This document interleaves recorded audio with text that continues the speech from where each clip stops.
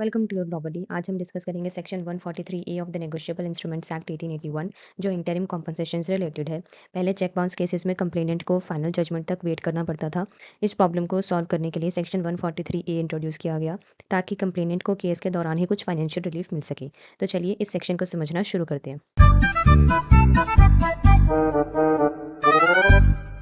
Section 143 ए का subsection 1 कहता है कि सेक्शन 138 के चेक बाउंस केस को ट्राई करने वाले कोर्ट ड्रॉर को कंप्लेनेंट को इंटरिम कॉम्पनसेशन देने का ऑर्डर कर सकती है। ये ऑर्डर दो सिचुएशंस में दिए जा सकते हैं। क्लॉज ए बताता है कि समरी ट्रायल या फिर समन्स केसेस में जब एक्यूज्ड कोर्ट में अपीयर होकर कहता है कि मैं गिल्टी नहीं हूँ, यानी एक्यूज्ड कंप्लेनेंट पर लगाए गए एलिगेशंस को डिनाई करता है, तब कोर्ट इंटरिम कॉम्पनसेशन ऑर्डर कर सकती है। फॉर एग्जाम्पल, ए ने बी को 1 लाख रुपए का चेक दिया, चेक बाउंस हो गया। बी ने सेक्शन 138 का केस फाइल किया। कोर्ट में ए ने कहा कि मैंने कोई ऑफेंस नहीं किया, मैं गिल्टी नहीं हूँ। अब कोर्ट सेक्शन 143 ए के अंडर इंटरिम कॉम्पनसेशन ऑर्डर कर सकता है। क्लॉज बी बताता है कि कोई अन्य अदर केसेस में जब कोर्ट चार्ज फ्रेम कर देती है तो चार्ज फ्रेम होने के बाद भी कोर्ट इंटरिम कॉम्पनसेशन अवार्ड कर सकती है।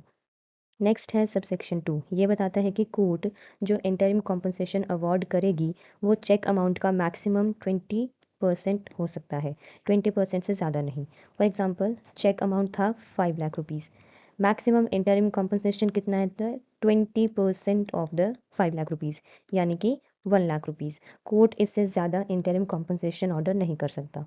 नेक्स्ट है सबसेक्शन 3। ये बताता है कि ड्रॉर को इंटरिम कॉम्पनसेशन कोर्ट के ऑर्डर की डेट से 60 डेज के अंदर पे करना होगा। अगर जेन्युइन रीज़न हो तो कोर्ट एडिशनल 30 डेज का एक्सटेंशन दे सकता है। मैक्सिमम टाइम फिर क्या हो गया, 90 डेज। नेक्स्ट है सबसेक्शन 4।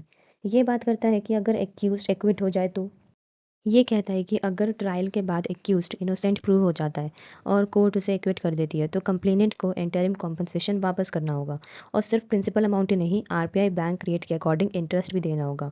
रीपेमेंट की टाइम लिमिट क्या है, 60 डेज के अंदर, या फिर अगर कोर्ट सफिशिएंट कॉज पर मैक्सिमम 30 डेज और दे सकती है। फॉर एग्जाम्पल, कोर्ट ने 50,000 इंटरिम कॉम्पनसेशन दिलवाई थी, बाद में एक्यूज एक्विट हो गया। अब कंप्लेनेंट को 50,000 के साथ आरबीआई बैंक रेट के हिसाब से इंटरेस्ट भी वापस देना पड़ेगा। नेक्स्ट है सबसेक्शन 5। ये बताता है कि अगर ड्रॉर इंटरिम कॉम्पनसेशन पे नहीं करता तो उस अमाउंट को सीआरपीसी सेक्शन 421 के फाइन की तरह रिकवर किया जा सकता है, यानी कोर्ट रिकवरी प्रोसीडिंग्स इनिशिएट कर सकती है।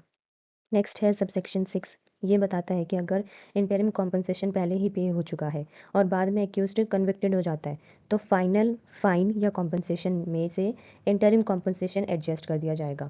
फॉर एग्जांपल, चेक अमाउंट था 2 लाख रुपीज़, इंटरिम कॉम्पनसेशन था 40,000, फाइनल कॉम्पनसेशन क्या ऑर्डर हुआ था, 2 लाख रुपीज़। तो अब एक्यूज्ड को 2 लाख रुपीज़ माइनस 40,000, 1,60,000 और पे करना होगा। ठीक है। अगर आपको ये वीडियो यूज़फुल लगा हो तो वीडियो को लाइक करें, शेयर करें और चैनल को सब्सक्राइब करें। Thank you.